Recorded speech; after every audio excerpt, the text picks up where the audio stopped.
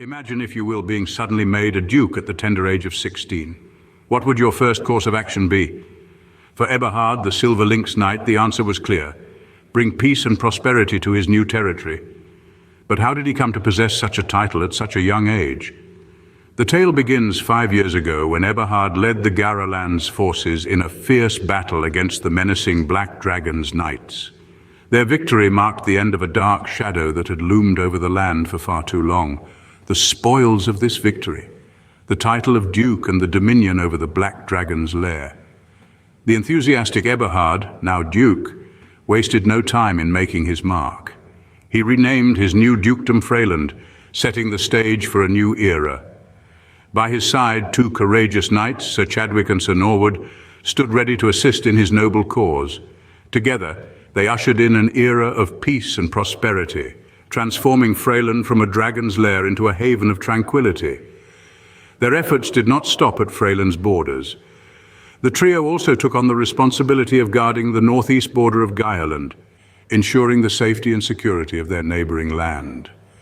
In a short span of time, Eberhard and his companions became symbols of hope and guardians of peace. Yet, as Eberhard was settling into his role as Duke, a message arrived, one that would change the course of his life once more. The message was from none other than his father, Prince Hinrik, summoning him to Newcastle. The summons was unexpected, and more so, it was Eberhard's first time back since he had left on that fateful day to claim his dukedom. The journey to Newcastle was long and arduous, fraught with uncertainty and trepidation. Putting the control of Freyland in the hands of his two deputies freed his mind for the journey. And why had his father summoned him? What awaited him at Newcastle? Would this journey change his life as dramatically as the battle that had made him a duke? As Eberhard set off on his journey, these questions filled his mind. Will this be a new chapter in his life, or the beginning of an unforeseen challenge? Only time will tell.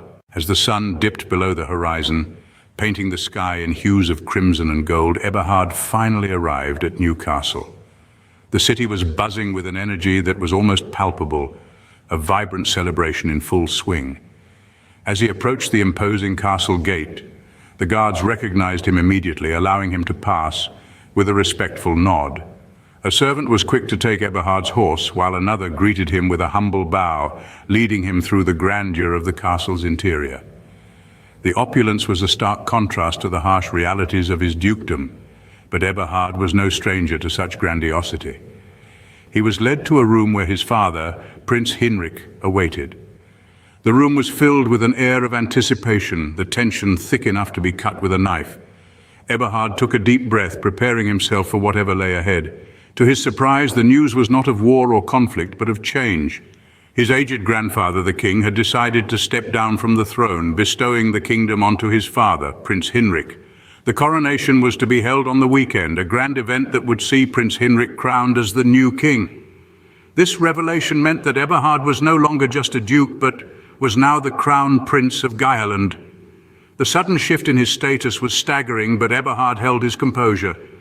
He had faced battles and claimed a dukedom. He was ready for this new challenge. The journey to Newcastle had indeed changed his life, opening a new chapter that was yet to be written.